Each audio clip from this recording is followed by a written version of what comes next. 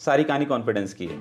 बच्चे को यदि हमने कॉन्फिडेंस दिया कि हम बेटा तुम्हारे साथ हैं और ये तुम्हारा एक नई जर्नी है, तो इस तरह से किया जा सकता है। मार के, डांट के, धमका के तो नहीं होने। एजुकेशन देनी पड़ेगी, बेटा आपको स्कूल जाना है, ये तुम्हारे टीचर हैं। जैसे हम गजेट्स को यूज़ करते थे, हम उसमें टीचर का इंट्रोडक्शन करा दें, देखो ये तुम्हारे प्रिंसिपल साहब हैं, ये तुम्हारी क्लास मैम है, इनसे मिलना, एक दो बार उनसे इंट्रोड्यूस कराएं, उनसे फ्रेंडशिप करें। टीचर और पेरेंट्स के बीच में भी कम्युनिकेशन बहुत अच्छा होना चाहिए।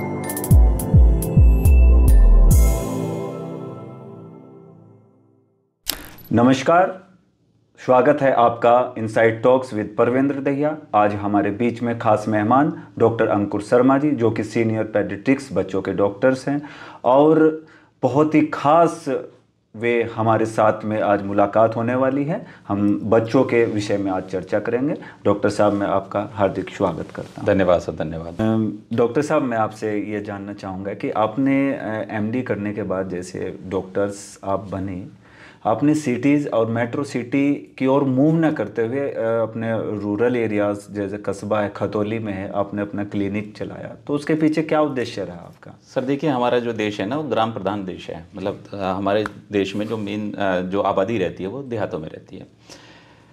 पढ़ाई पूरी करने के बाद मेरे दिमाग में आया कि हमारे देश में जो देहात के जो बच्चे हैं उन तक भी हमारा स्वास्थ्य लाभ पहुँचना चाहिए।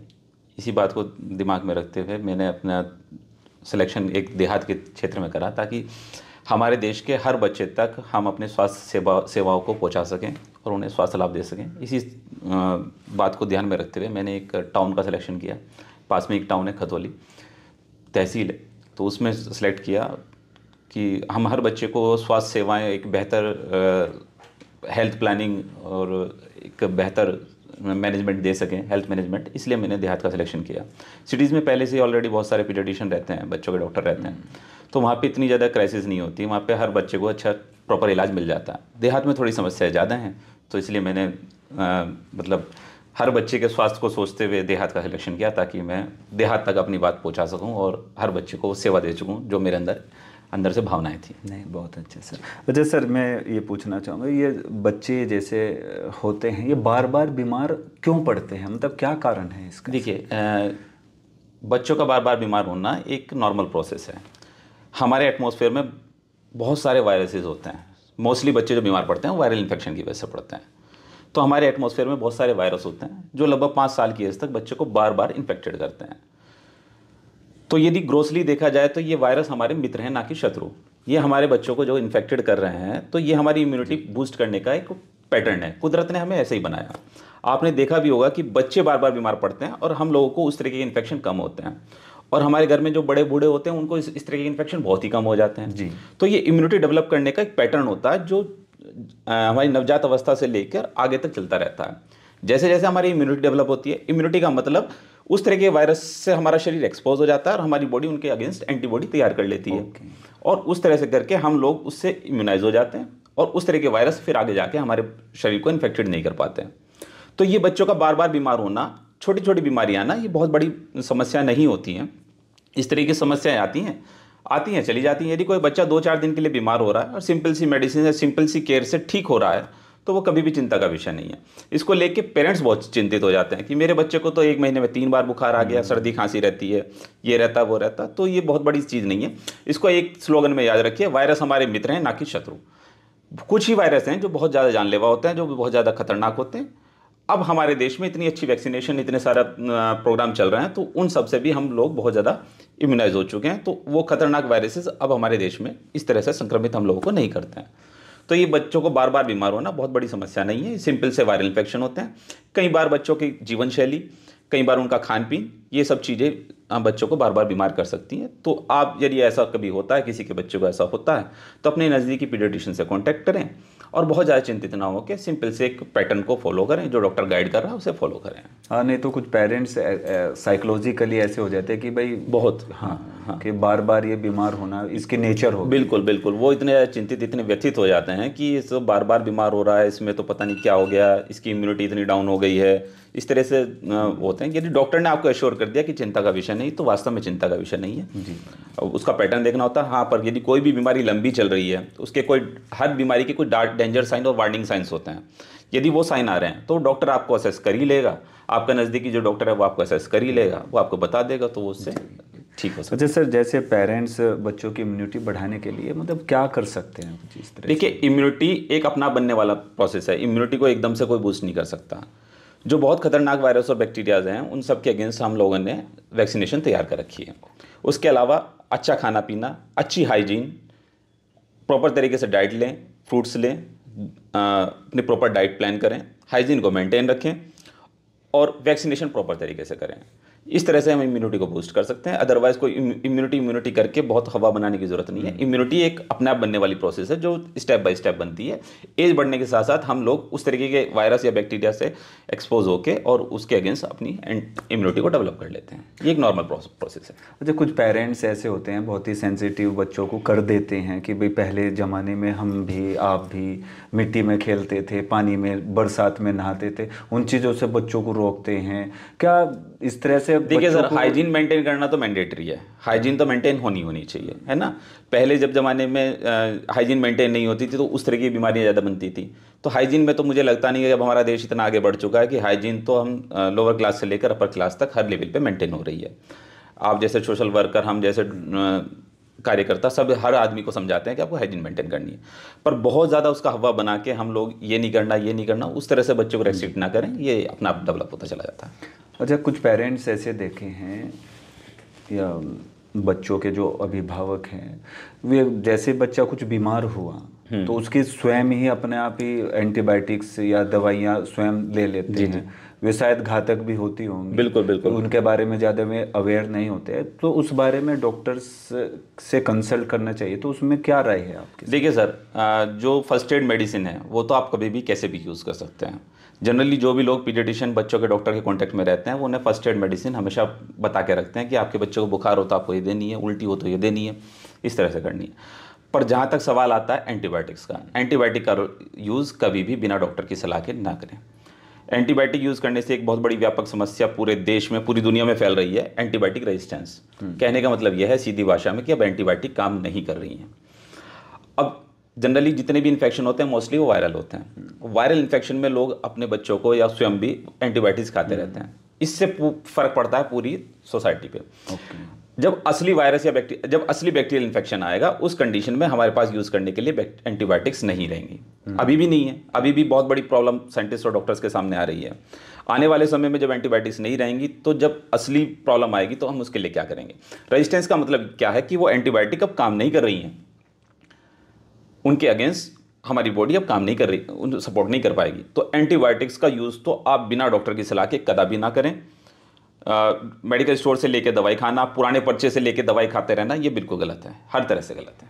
तो जैसे एंटीबायोटिक्स लेते हैं तो जिस बीमारी से बचने फ्यूचर में अगर होती है तो वो तो बहुत घातक होगी। बिल्कुल घातक होगी सर। इम्यूनिटी या एक तो बहुत बड़ा मिसकॉन्सेप्ट यही है कि जितनी भी बच्चों में या जो जनरली हमारे में बीमारियां आती है वो मोस्टली वायरल हैं और वायरस को मारने के लिए एंटीबायोटिक का रोल नहीं है। एंटीबायोटिक मतलब बैक्टीरिया को मारने की दवाई। तो हम लोग हैं ना मिस्टेकनली उन्हें खाते रहते हैं।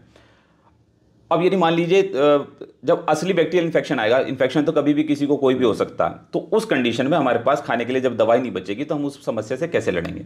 ये बड़े बड़े हॉस्पिटल्स में प्रॉब्लम आती है। अब हम लोग बच्चों का कल्चर कराते हैं तो कल्चर में भी सारी की सारी रेजिस्टेंस आती है, मतलब कोई भी एंटीबायोटिक अब इसमें काम नहीं करेगी। व्यापक समस्या है, कैसे ट्रीट किया जाए।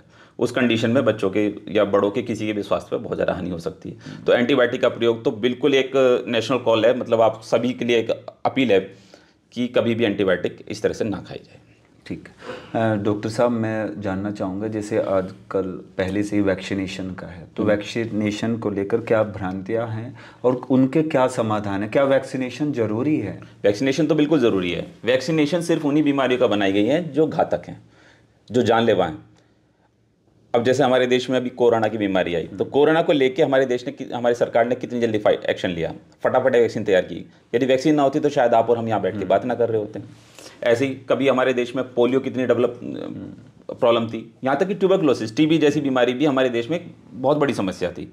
मतलब गांव-गांव में पता नहीं सैकड़ों हज़ारों की संख्या में टीबी के मरीज पाए जाते थे। वैक्सीनेशन हुआ तो इनकी समस्या कम हो गई। कोरोना आया, वैक्सीनेशन हम लोगों ने कराई तो आज हम लोग खुली सांस ले रहे हैं, अदरवाइज हम लोग मास्क लगा के बैठे होते या शायद बैठे भी ना होते, पता नहीं कितना भयंकर रूप होता। तो वैक्सीनेशन तो कंपलसरी है। बिना वैक्सीनेशन के तो परिकल्पना नहीं की जा सकती एक आदर्श समाज की। मतलब हम लोग भ्रांतियाँ क्या क्या डेवलप होती हैं? भ्रांतियाँ लोगों ने बना रखी है, इससे तो बुखार आता है, इससे तो कुछ सोसाइटी हमारे देश में ऐसी हैं जो उसको कहते हैं इससे नपुंसकता आ सकती है, इससे ग्रोथ रिटार्डेशन हो सकता है। कुछ भी नहीं है सर। हर वैक्सीन को जब लॉन्च किया जाता है उससे पहले कई कई ट्रायल होते हैं, सरकार जब अप्रूव करती है, WHO जब अप्रूव करती है, उसके बाद हम लोगों तक आती है। तो वैक्सीनेशन तो हर बच्चे का होना चाहिए। किसी भी वैक्सीन से हल्का फुल्का बुखार, रैशेज आ सकते हैं, उसके लिए डॉक्टर आपको दवाई दे सकता है। यदि कोई समस्या आती है तो अपने डॉक्टर से संपर्क करें। वैक्सीनेशन हर बच्चे का होना चाहिए। यदि पूरी सोसाइटी का वैक्सीनेशन होगा तभी हम उससे इम्यूनाइज हो जाएंगे। यदि कोई छूट जाता है तो उसका फर्क पूरी सोसाइटी में पड़ता है।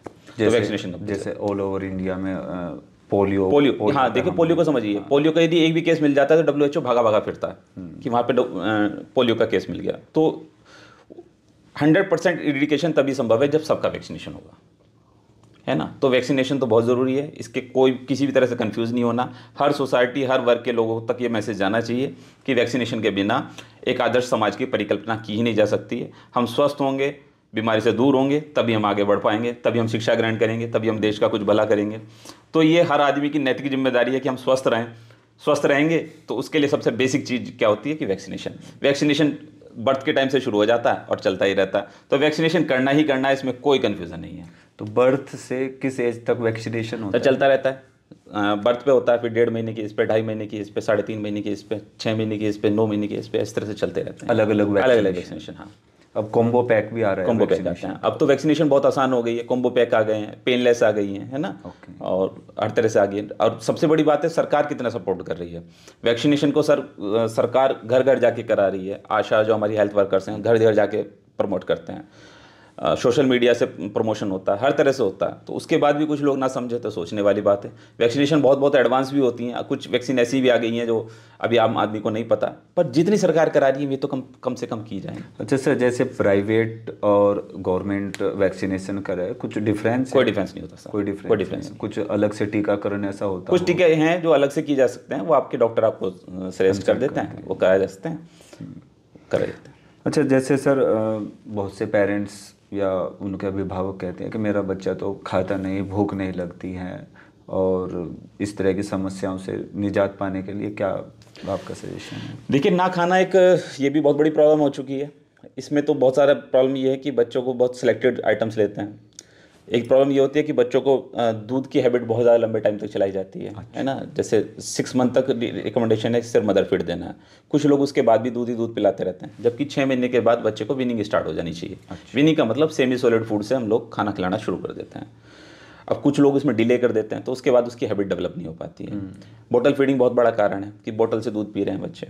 कुछ बच्चे आजकल फास्ट फूड और इन सब चीज़ों पे चले जाते हैं, तो जिसकी वजह से वो घर की जो प्रॉपर न्यूट्रिशन डाइट है उस पर नहीं पहुंच पाते हैं।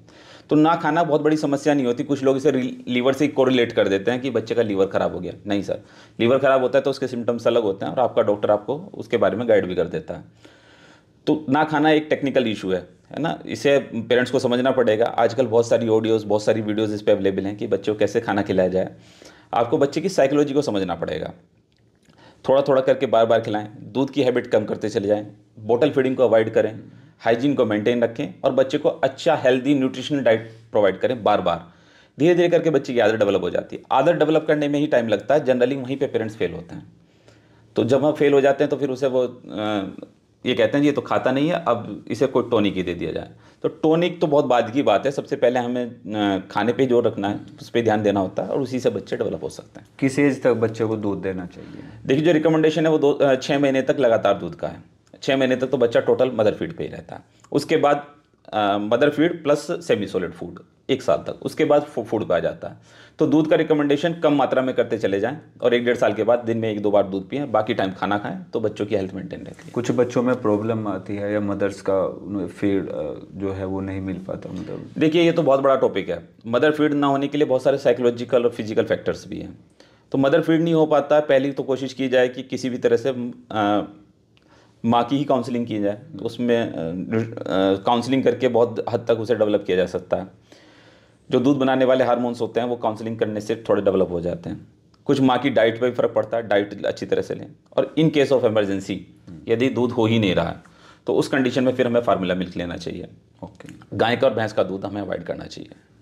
फार्मूला मिल्क क्या होता है? फार्मूला मिल्क वो डब्बे वाले दूध होते हैं। आजकल कंपनियों ने डब्बे वाले दूध तैयार किए हैं। वो बनते गाय और भैंस के दूध से ही हैं, पर उसमें जो अनुपात होता है वहाँ के दूध के बराबर बनाने की कोशिश की है। उसका कोई साइड इफेक्ट नहीं, कोई साइड इफेक्ट नहीं होता। ये भी बहुत बड़ा मिथ है। डब्बे के दूध को कुछ लोग केमिकल दूध समझते हैं कि ये तो केमिकल है ना, तो उसे लेके उसे अवॉइड करते हैं और गाय के और भैंस के दूध पे थोड़ा ज़्यादा ध्यान देते हैं। तो पहले ही तो एडवाइस यही रहती है कि हर केस में बच्चे को माँ का दूध पिलाया जाए। पर यदि माँ का दूध नहीं पिलाया जा सकता है, समस्या है, इन केस ऑफ इमरजेंसी, तो आपको फार्मूला मिल्क यूज़ करना है। 1 साल के बाद आप ऊपर का दूध ले सकते हैं। जैसे डॉक्टर साहब आजकल बच्चों को गैजेट्स, मोबाइल, हाँ, तो मतलब ये समझे कि आफ्टर 3 मंथ्स 5 मंथ्स ही उसको देना, सो उसका क्या दुष्प्रभाव? सर ये तो समस्या बहुत बड़ी प्रॉब्लम आ रही है। बच्चों में बिहेवियर प्रॉब्लम बढ़ते जा रहे हैं। आप भी देखते रहते होंगे, आप भी सोसाइटी में डेली देखते हैं कि बच्चों के अंदर बिहेवियर प्रॉब्लम बढ़ती जा रही है। गैजेट्स का यूज़ तो मिनिमम होना चाहिए। आपके हमारे ज़माने में गैजेट्स नहीं थे, उसके हम लोग आउटडोर एक्टिविटीज़ में काम करते थे, तो इससे हमारी सोशल एक्टिविटी बढ़ती थी, हम लोगों का सोशल इंटरेक्शन बढ़ता था, हम लोग आउटडोर एक्टिविटी करते तो फिजिकली थोड़े ठीक रहते थे। आजकल बच्चे रेस्ट्रिक्टेड हो गए हैं, घर में रह के सिर्फ मोबाइल चलाते हैं या लैपटॉप पे काम कर बच्चे दिखते रहते हैं। इसका बिल्कुल साफ साफ प्रोटोकॉल है कि बच्चे को 24 घंटे में 1 घंटे से ज़्यादा आपको मोबाइल या गैजेट्स नहीं देना है, ठीक है।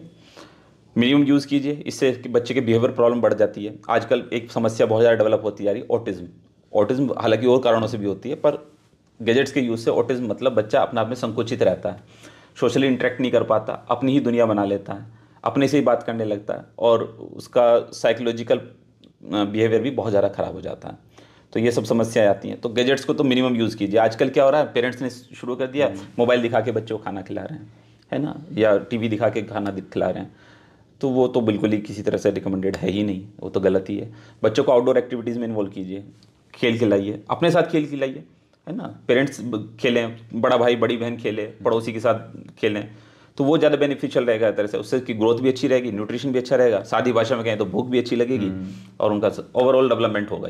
इससे तो बच्चा कॉन्स्ट्रिक्ट हो जाएगा, रेस्ट्रिक्ट हो जाएगा, अपनी ही दुनिया बना लेगा। सिर्फ आपने देखा भी होगा आजकल सोशल मीडिया पे कुछ फोटो वीडियोज़ आती हैं, बच्चे एबनॉर्मल बिहेव करते हैं, वो उसका कारण बहुत हद तक वही है। किस एज तक बच्चे को मोबाइल नहीं देना चाहिए? तो छोटे बच्चों को देना ही नहीं है। 2 साल के बाद आप बच्चे को थोड़ा बहुत कोई मतलब कोई मोटिवेशनल वीडियो है या वो दिखाना चाह रहे हैं तो दिखा सकते हैं। 5 साल के बाद आप 24 घंटे में दिन में 1 बार बच्चे को मोबाइल वो भी अपने गाइडेंस के, बिल्कुल गाइडेंस के अलावा। अदरवाइज ये तो सर ऐसी चीज़ है, इंटरनेट का तो कोई क्राइटेरिया है ही नहीं, बच्चे क्या देख रहे हैं आपको पता ही नहीं चलेगा। तो आपका सुपरविजन होना बहुत ज़रूरी है, क्योंकि कहीं गलत शिक्षा ना ले लें, कहीं गलत तरीके से वो आजकल पता नहीं क्या क्या चल रहा है, तो गलत डायरेक्शन में चले गए तो बच्चों का नुकसान हो जाएगा। तो बच्चों की आधार नींव यही है कि मतलब हम शुरू से ही लेके चलें हर तरह से। एक शिक्षक, एक चिकित्सक, सबका ये कर्तव्य है कि हम लोग बच्चों को कैसे लेके चलेंगे। और पेरेंट्स बहुत समझदार भी हैं, बस उन्हें थोड़ा सा गाइडेंस की ज़रूरत है ना जी। तो कहीं भी गलत ना हो, अपनी गाइडेंस में ही देखें, एक्स्ट्रा ना करें। अति हर चीज़ की खराब होती है। तो ये लगातार गैजेट्स देख रहे हैं तो उनका नुकसान, अच्छा आंखों पे फ़र्क पड़ता है, मानसिक रिटार्डेशन भी होता है, उनका जो डेवलपमेंट होना था वो नहीं होता। बच्चे अपनी बुद्धि को नहीं यूज़ कर सकते, उसके हिसाब से चलते हैं। तो उनको तो ये टाइम है उनकी IQ बढ़ाने का, उनकी हेल्थ बढ़ाने का, तो उसमें यदि हमने इसे मोबाइल में इन्वॉल्व कर दिया तो उनका नुकसान होगा। अच्छा, जैसे आप चिकित्सक हैं, मैं शिक्षक का भी कार्य करता हूँ, देखते हैं कि अक्सर बच्चे स्कूल न जाने की जिद करते हैं। हाँ। तो क्या कारण वो परिवार से है या उसके बिहेवियर? देखिए ये तो शुरू से ही रहा है बच्चों के। आजकल हम समझ पाते हैं, पहले समझते नहीं थे। इसे सेपरेशन एंजाइटी कहते हैं। बच्चा अपने पेरेंट्स से अपने आप को सेपरेट मानता है, तो उसके अंदर एक एंजाइटी डेवलप हो जाती है। पहले बच्चे रोते रोते, आज भी आते होंगे, रोते रोते आते हैं, रोते रोते आते हैं, चिल्लाते हुए आते हैं, तो उनको ये फील होता है कहीं मैं अपने पेरेंट्स से सेपरेट तो नहीं हो गया। एक स्ट्रेंजर एंजाइटी होती है, बाहर के लोगों को देख के बच्चा एंजाइटी फील करता है, जिनसे कभी परिचित नहीं हुआ, उनको देख के, नए बच्चों को देख के पूरे दिन क्लास में बैठा रहता है, नए बच्चे हैं उनको देख देख के रोता रहता है, टीचर को देख के रोता रहता है। हम लोग डॉक्टर्स हैं, हम लोगों के पास आके बच्चा रोता है, तो उससे स्ट्रेंजर एंजाइटी होती है। स्ट्रेंजर एंजाइटी का मतलब ये हुआ कि बाहर के किसी व्यक्ति के कांटेक्ट में आने से उसके अंदर एंजाइटी डेवलप हो गई। और सेपरेशन एंजाइटी का मतलब ये हुआ कि वो जैसे ही पेरेंट्स से सेपरेट हुआ उसके अंदर इनसिक्योरिटी आ गई, है ना, कि पता नहीं मेरे साथ अब क्या होगा, मुझे तो अलग कर दिया जा रहा है। मतलब वो हैबिचुअल था बचपन से अब तक, 3 साल 4 साल की एज तक लगातार माँ के साथ ही रहा, 1 मिनट भी अलग नहीं रहा, अचानक से उसे अलग कर दिया जाता है। तो उसका तरीका भी है कि शुरू में माँ बच्चे के साथ स्कूल आए, क्लास में बच्चा बैठा है, बाहर से उसे बाय करके जाए, है ना, उसे मतलब एश्योर करे कि बेटा मैं तुम्हारे साथ हूँ, सेपरेट नहीं हुआ। तो ऐसे करके बच्चे का कॉन्फिडेंस डेवलप होता है। सारी कहानी कॉन्फिडेंस की है। बच्चे को यदि हमने कॉन्फिडेंस दिया कि हम बेटा तुम्हारे साथ हैं और ये तुम्हारा एक नई जर्नी है, तो इस तरह से किया जा सकता है। मार के, डांट के, धमका के तो नहीं होने वाला। शुरू से कैसे बच्चों को लाएं इस तरह से लाइन पर? मदर का बहुत बड़ा रोल है सर। मदर जब बच्चे को छोड़ने जाती है या कोई गाड़ी वगैरह से लेने आती है, तो उसके साथ ही शुरू में चलें। स्कूल के बच्चों से उसकी दोस्ती कराएं, जो नए बच्चे हैं। हो सकता है उनके स्कूल के मोहल्ले के कोई बच्चे हों, गांव के कोई बच्चे हों, तो उनसे दोस्ती कराएं ताकि उसका कॉन्फिडेंस बिल्डअप हो कि ये तो मेरा ही एक अपना आदमी यहाँ पे मेरे साथ है। अदरवाइज बच्चा ये सोचता है कि मैं पता नहीं कहाँ आ गया हूँ, मेरे साथ अब क्या होने वाला है। माँ छोड़ने आए, बाय बाय करे, हो सके थोड़ी बहुत देर बैठ भी जाए, लंच टाइम में आके एक बार उसे वो कर दे, और थोड़ा सा मतलब इस तरह से इन्वॉल्व हो जाए कि मैं तो तुम्हारे कांटेक्ट में ही हूँ। और टीचर्स का भी ये फ़र्ज़ बनता है कि उसे घर की तरह से ट्रीट करें, और ये कहें कि बेटा मम्मी आने वाली हैं, पापा आने वाले हैं, इस तरह से आएंगे। तो इस तरह से करके बच्चे तो देखिए इतनी जल्द सीखते भी बहुत जल्दी हैं। जैसे बच्चों को सिखा देते हैं वैसे सीख भी जाते हैं। घर के माहौल को किस तरह से इसमें इन्वॉल्व कर सकते हैं कि बच्चों को शुरू से ही एजुकेशन देनी पड़ेगी। बेटा आपको स्कूल जाना है, ये तुम्हारे टीचर हैं। जैसे हम गजेट्स को यूज़ करते थे, हम उसमें टीचर का इंट्रोडक्शन करा दें। देखो ये तुम्हारे प्रिंसिपल साहब हैं, ये तुम्हारी क्लास मैम है, इनसे मिलना। एक दो बार उनसे इंट्रोड्यूस कराएं, उनसे फ्रेंडशिप करें। टीचर और पेरेंट्स के बीच में भी कम्युनिकेशन बहुत अच्छा होना चाहिए। मतलब बच्चा देख के सीखता है। यदि माँ आके टीचर से मिल रही है और बहुत अच्छी तरह फ्रेंडली बिहेव करती है, तो वो समझ जाएगा कि ये मेरी फैमिली का ही कोई मेंबर है, ये मेरे हितैषी हैं, ये मेरे वेल विशर हैं, तो उन पर ट्रस्ट करना शुरू कर देगा।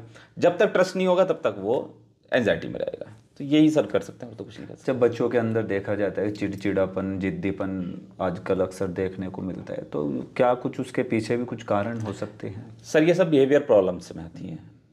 चिड़चिड़ापन वही है कि बच्चे माँ बाप बहुत ज़्यादा ध्यान दे रहे हैं उन पर, या बहुत ज़्यादा ध्यान ही नहीं दे रहे हैं।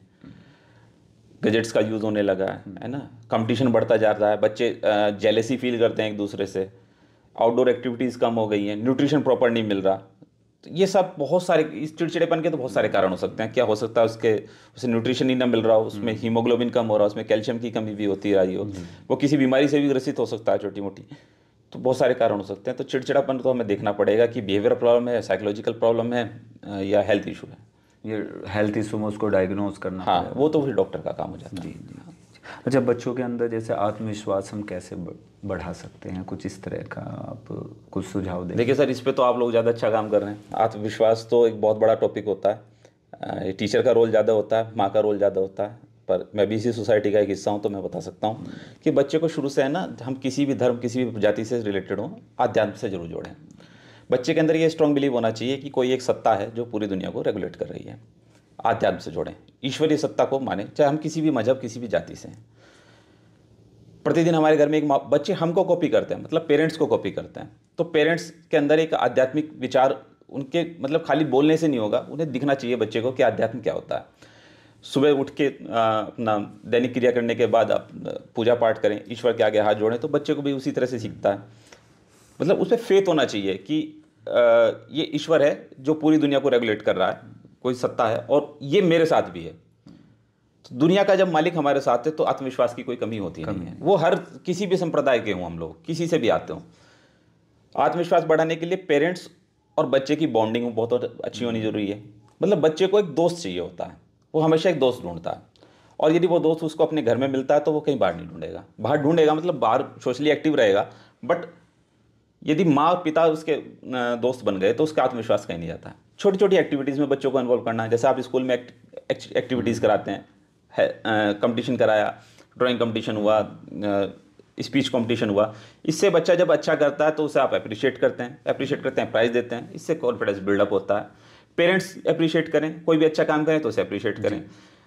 यदि वो विनर होता है तो अप्रिशिएट करें, यदि वो फेल होता है या पीछे रह जाता है तो भी अप्रिशिएट करें। मतलब उसे एज ए लर्निंग सीखना है। मान लो कोई बच्चा सेकंड या थर्ड आया या नहीं आया, तो उसे सिखाना है कि असफलता से कैसे सीखा जा सकता है। सबसे बड़ी प्रॉब्लम क्या होती है, जहाँ हम असफल होते हैं, जहाँ हम फेल हो जाते हैं, वहाँ डिसअपॉइंटेड हो जाते हैं। बच्चे भी होते हैं और स्पेशली पेरेंट्स भी उसे नेगेटिव तरीके से लेते हैं कि हो गया ना फेल, मैंने कहा था ना, तो इस तरह से नहीं पढ़ेगा तो ये हाल होगा। नहीं, उसे ऐसा नहीं सिखाना। उसको ऐसे सिखाना है कि बेटा असफलता के बाद ही सफलता आएगी, तुम्हारी ये प्रॉब्लम्स थी और तुमने ये गलतियां की, ऐसे ऐसे करके तुम इंप्रूव कर सकते हो। किसी भी कंपटीशन में, किसी भी क्षेत्र में, चाहे वो स्पोर्ट्स हो, चाहे वो एजुकेशन हो, किसी भी चीज़ में परफॉर्म करना है तो परफॉर्म में हर कोई तो जीतता नहीं है, तो हर फेलियर को भी एज ए अचीवमेंट ही लेना है जी। मतलब उसको कैसे सीखना है।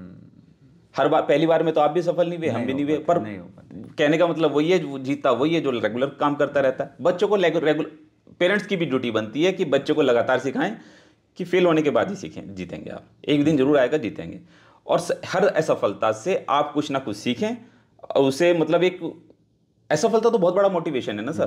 बिल्कुल। सफल होना तो भाई जो जीत गया वो तो ट्रॉफी लेके आया, वो उसकी तो वाह वाह हुई गई। असफल बच्चा ज़्यादा अच्छा करेगा बिकॉज उसे पता चल गया कि मेरी गलतियां कहाँ कहाँ हुई।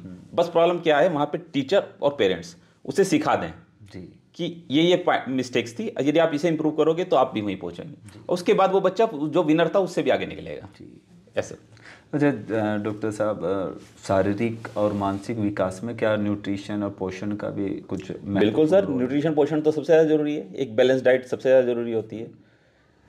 हमारे देश में हमारी जो संस्कृति रही है वो एक बैलेंस डाइट ही रही है। हम लोगों ने बचपन से सुना है कि हम लोग पूरी थाली लगा के खाया करते थे। 56 भोग वाली संस्कृति भी रही है हमारे देश की।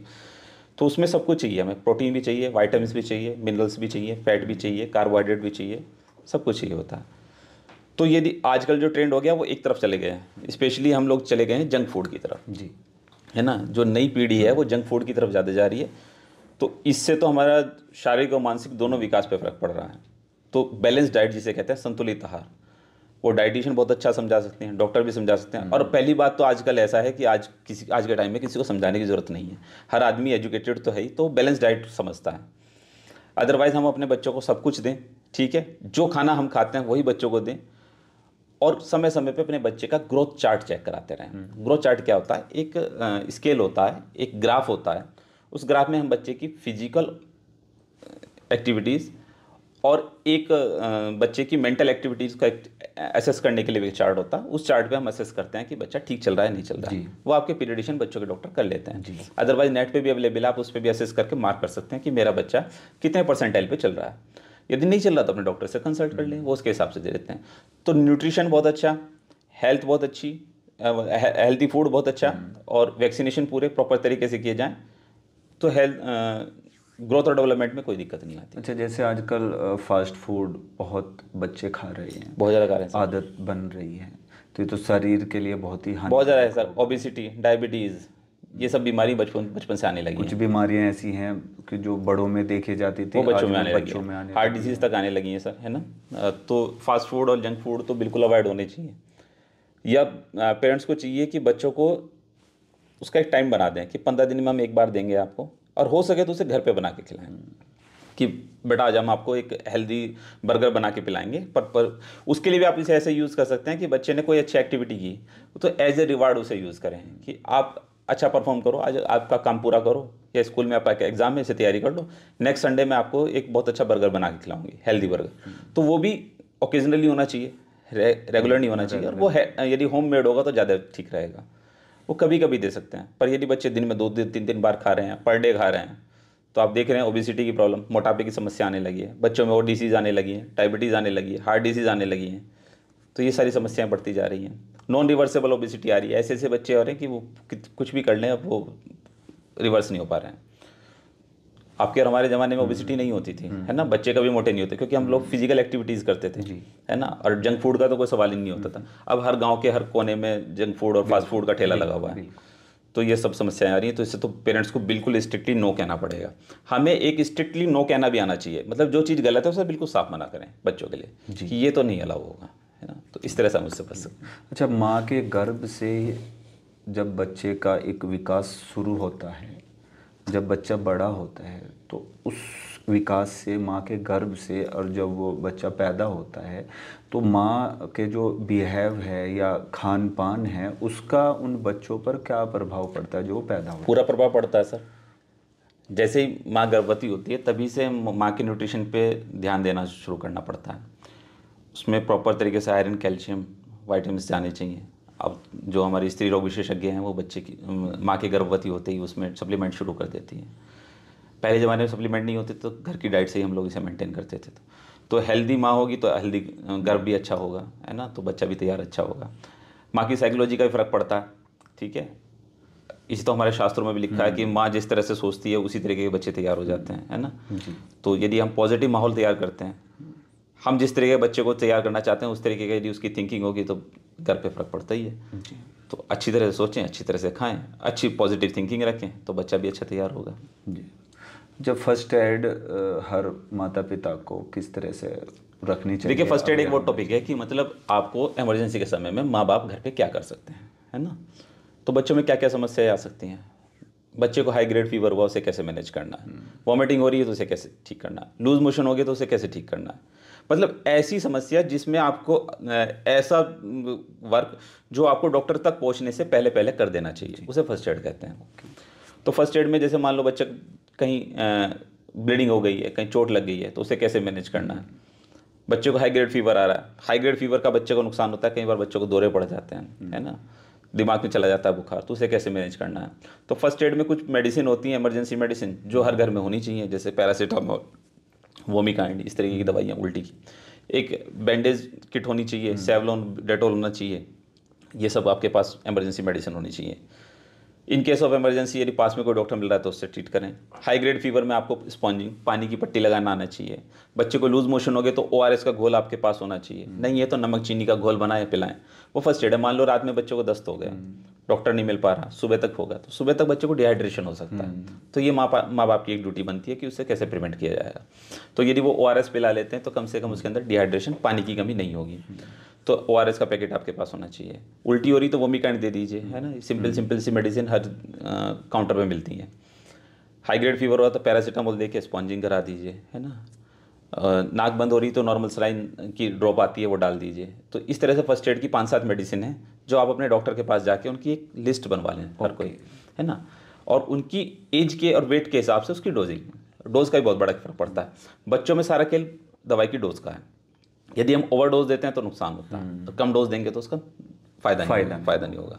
तो उसके वेट के हिसाब से वो डोज कैलकुलेट करके बच्चों को देते हैं। तो जनरली सभी डॉक्टर्स करते भी हैं इस तरह से, एक फर्स्ट एड मेडिसिन बना के दे देते हैं कि इन केस ऑफ इमरजेंसी आपको ऐसे इस्तेमाल करना है। घरेलू उपाय में यही है, तेज़ बुखार होने पर पानी की पट्टी लगा देनी है, ORS पिलाना है, ठीक है। और खतरे के लक्षण जिसे कहते हैं वार्निंग साइन, इनको हमेशा ध्यान रखना है। मान लो बच्चे की आंखें ऊपर चढ़ने, फीवर होने के बाद आंखें ऊपर चढ़ गई, हाथ पैर टाइट हो रहे हैं, तो ये दौरा है। अब ये थोड़ा ही कि आप फर्स्ट एड के भरोसे बैठे रहे, अब पता ही नहीं चल पाया। ऐसा भी होता है कि पेरेंट्स को पता ही नहीं चल पाया कि दौरा पड़ रहा, पूरी रात दौरे पड़ते रहे, तो वो गलत है। उस केस में आप नियरेस्ट जो भी डॉक्टर होगा उसके पास पहुंच कर उसका ट्रीटमेंट कराना है। तो इस तरह से ये ड्यूटी बनती है। दर्शकों को मैं बताना चाहूँगा, डॉक्टर अंकुर शर्मा जी जो कि पेडिट्रिक्स हैं, उनसे आज हमने सवाल जवाब किए और काफ़ी बहुत ही सराहनीय और क्वेश्चंस के आंसर बच्चों के लिए मिले। मैं चाहूँगा डॉक्टर साहब से कि वे लास्ट में अब अभिभावकों को या पेरेंट्स को या जो उनके गार्जियंस हैं उनको बच्चों के प्रति अवेयर होने के लिए क्या सुझाव देना चाहेंगे?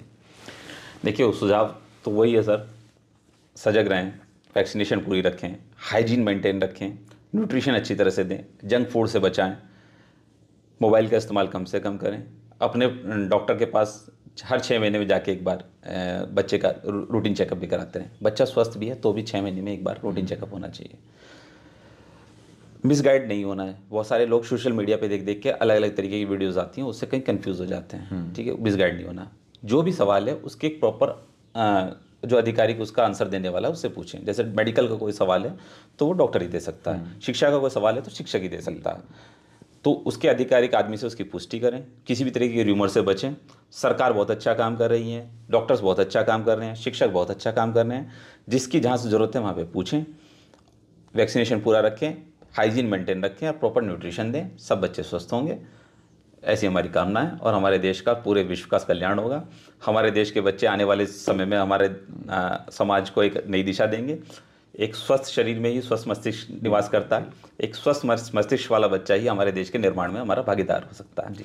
एक शिक्षक और एक चिकित्सक सभी का एक कर्तव्य है कि हम एक समाज को एक नई दिशा में लेके चलें। ये बच्चे हमारे देश का भविष्य हैं जी, और हमारा तो हमेशा टारगेट रहा है कि एक आदर्श समाज की परिकल्पना करनी है जिसमें आपका हमारा सबका रोल है। जहाँ ज़रूरत पड़ेगी हम लोग, आप लोग खड़े हैं। अभिभावक पूरी डेडिकेशन के साथ अपने बच्चों को तैयार करें। ये टारगेट रखें कि हमें इस समाज का कुछ भला करना है और ये बच्चे हमारे देश में आने वाले ये खाली अपना नहीं, हमारे पूरे देश का भला करेंगे। ये लोग हमारे देश में आके हमारे कुछ लोग पॉलिटिशियन बनेंगे, कुछ लोग सिविल सर्विसेज में जाएंगे, कुछ डॉक्टर्स बनेंगे, कुछ टीचर्स बनेंगे। तो ये पूरे देश को एक नई दिशा देंगे। तो यदि हम आज से नींव रख रहे हैं तो निश्चित रूप से आने वाले समय में ये बच्चे एक मतलब आदर्श समाज की परिकल्पना में सहायक होंगे और हमारा देश स्वस्थ देश होगा, शारीरिक रूप से भी, मानसिक रूप से भी, आध्यात्मिक रूप से भी, और पूरे विश्व में हमारे बच्चों का डंका बजेगा और हम सभी लोग, पूरा विश्व हमें फॉलो करेगा, ऐसी हमारी कामना है। अंत में मैं इनसाइड टॉक्स पर डॉक्टर अंकुर शर्मा जी का बहुत बहुत आभार व्यक्त करता हूं कि उन्होंने अपना कीमती समय दिया, और सभी दर्शकों से मैं निवेदन करता हूं कि ऐसी महत्वपूर्ण जानकारियां लेने के लिए आप चैनल को सब्सक्राइब करें, लाइक करें। बहुत बहुत आभार, धन्यवाद।